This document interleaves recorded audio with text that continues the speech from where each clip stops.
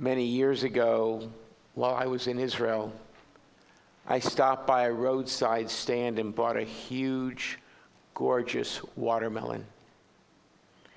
Watermelon happens to be my favorite fruit. And anyone who has ever been to Israel knows that watermelon, indeed all fruit, is especially flavorful in that country. As I carried this gorgeous watermelon back to the car, I tripped over a rock. The watermelon flew out of my hands, and you know it, it smashed on the ground. I stood there disbelieving my bad luck. It was broken open. It couldn't be salvaged. As I started to walk away, the proprietor of the stand came up to me. He asked me what was wrong. Why was I picking up the watermelon? With a mixture of embarrassment, annoyance, and confusion, I replied, "Isn't it obvious? The watermelon broke." His response remains with me to this day. "No, it didn't," he said. "It just broke open." It just broke open. He was right. And all that wondrous fruit was sitting there waiting to be consumed. I focused on what I had lost. He looked at the watermelon and saw what was still there. Fast forward to a restaurant near my home in Kansas City about a decade ago. I was having lunch with a friend. He asked me, "How are you?" It was shortly after my stepfather had died, and I said, "Honestly, I have a broken heart." When I explained the circumstances around my stepfather's death and my profound sense of loss, he responded just as my Israeli fruit stand proprietor did decades earlier. He said, "Maybe your heart's not broken. Maybe it's just broken open." And yes, he was right. When our loved ones die, a wave of emotions roll over us. Like an actual wave, those emotions are powerful. They pull us off our feet. They whip us around in the undercurrent of our loss. When we struggle to get our heads and our hearts above the water, we gasp for air and frantically seek our bearings. We say our hearts are broken. But are they? Perhaps instead they are just broken open. And whether like a white watermelon dropped before you in the summer sun, or a warm loaf of bread on a cold night that is broken open, or like a loved one's letter whose seal is broken open, what is revealed inside is something that equally overwhelms and awakens senses long asleep. A few years ago, David Brooks, the New York Times columnist, asked in an op-ed piece how folks found their life purposes.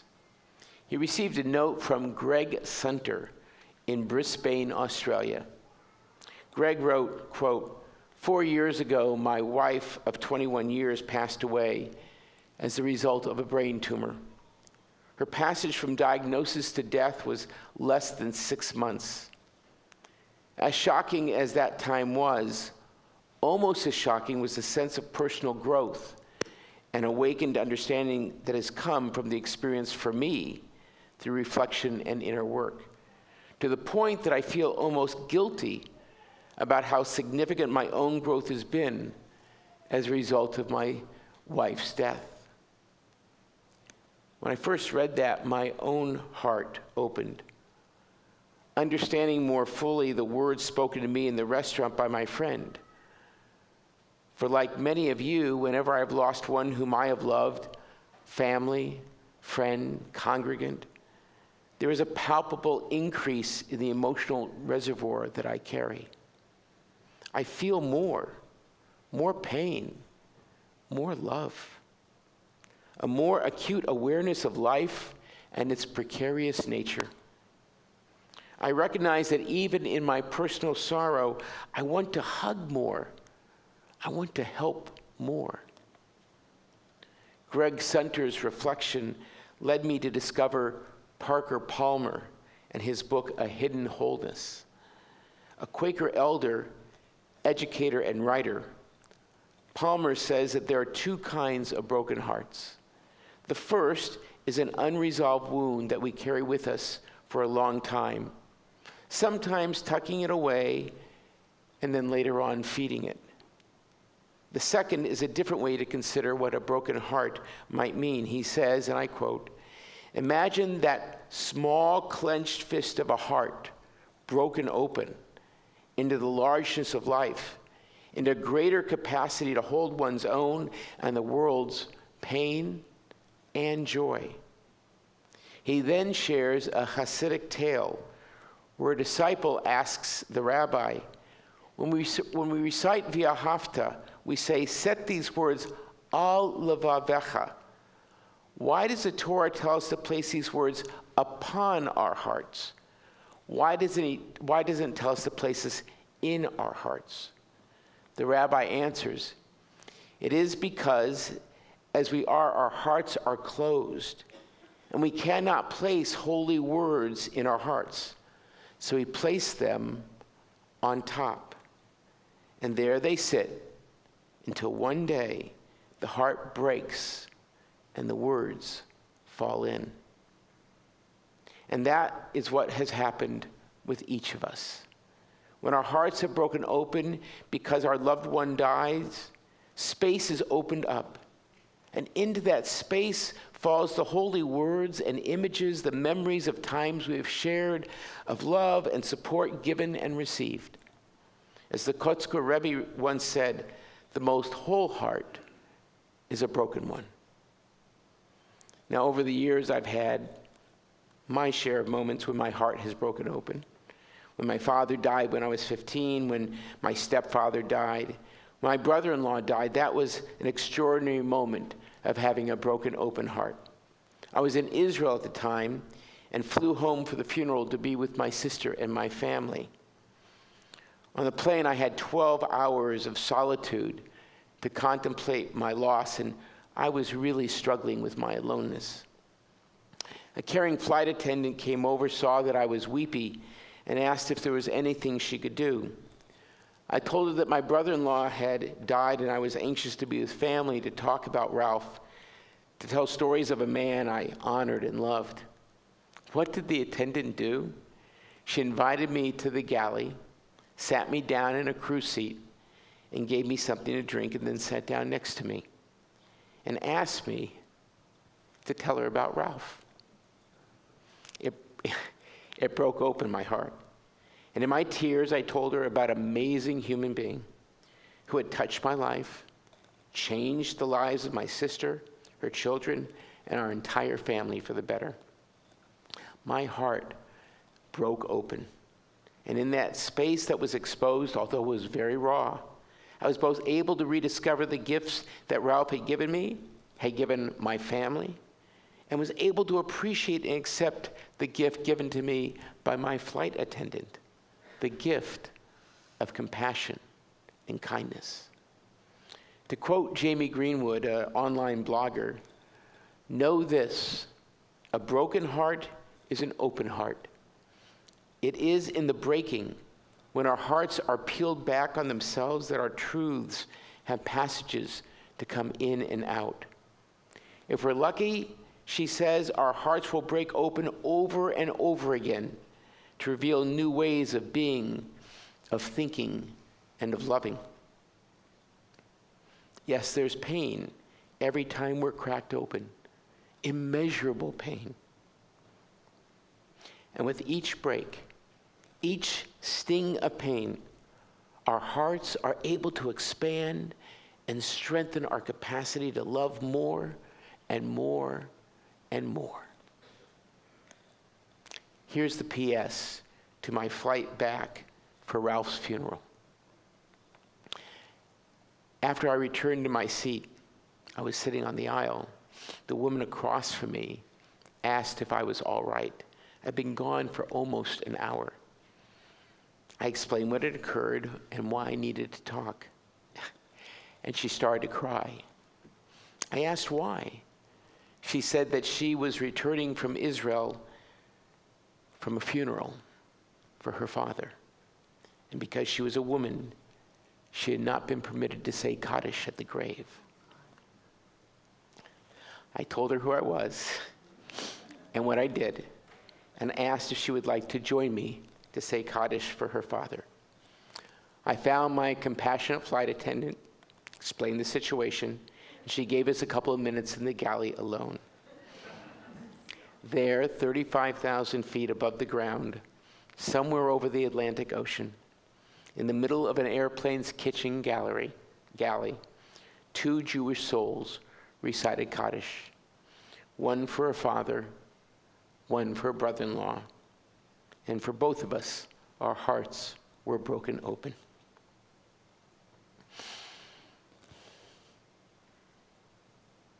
If I may, I'd like to share one more personal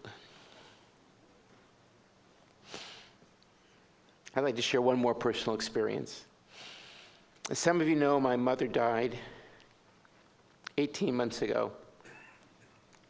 As a dutiful son, I recited Kaddish every day for a year, but I could feel that my heart was still closed, that I had not allowed my heart to break open. I really didn't know what to do, but eventually it did, and that's the story I'd like to share.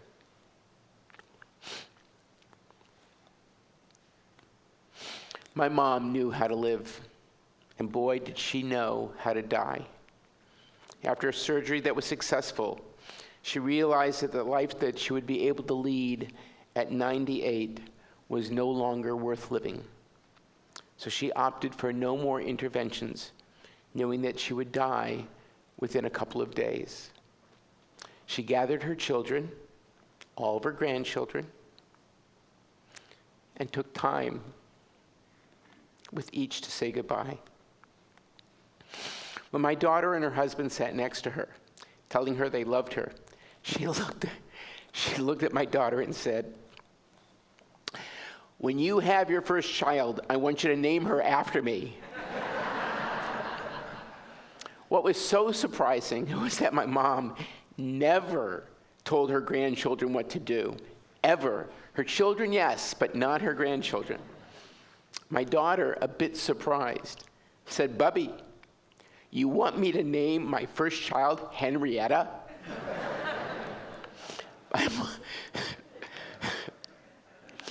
My mom smiled and said, no. Name her Hanayetta, my Hebrew name. That's what I was supposed to be named. My daughter asked, "Bubby, can we use the first letter of the name?" My mom emphatically said no. Our daughter told no one other than Leslie and me about that conversation, and we had more than one laugh. And within days of that conversation with my mom, my daughter and son-in-law discovered that they were pregnant. So this past November, the day, we have what, a couple of hours left? I'll get through it. You know, this is my last high holiday sermon, so I've got to milk it. This past November, the day before Thanksgiving, our newest grandchild was born.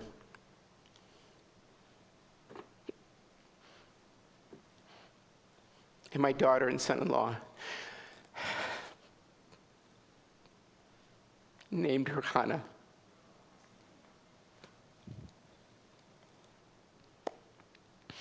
We were there when she was born.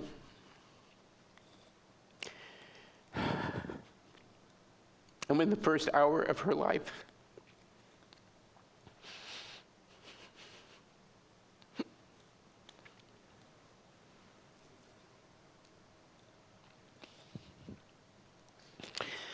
this is what a broken open heart is. I held her in my arms. I spoke softly to her, welcoming her into our family. And my heart broke open. All the love, goodness, My family does this to me all the time. But thank you. All the love and goodness, all the gifts and memories I had and received and shared with my mom poured out and were there for me to give to my newest grandchild.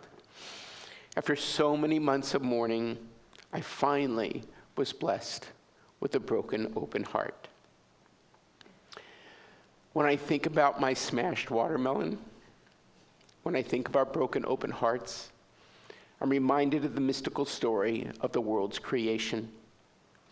When it's time to create this world in which we live, God placed sparks of God's goodness and love in containers, for the world couldn't exist without them. Yet the goodness and love couldn't be restricted to a closed container. And that's when a cataclysmic accident occurred, what our tradition calls Shvirat HaKelim, the breaking of the vessels. When the cosmic containers broke, God's goodness and love exploded out, and they hang there now in the world, so we're told, waiting for us to collect them, to hold on to them, and to share them. Our hearts, also called vessels, are the ones that break open when loved ones die. They are cataclysmic events for us. Our loved ones, those whom we cherished and who cherished us, they are gone. And as our hearts broke open to this reality, there was great pain. But goodness and love and memories were exposed. And it is now ours to hold on to those gifts, to collect them and to use them to heal ourselves and others, just as we take God's sparks of goodness in the world and heal this world in which we inhabit. May our hearts continue to expand and open as we share the gifts given to us by those who have gone with those who remain. And now I invite all of us to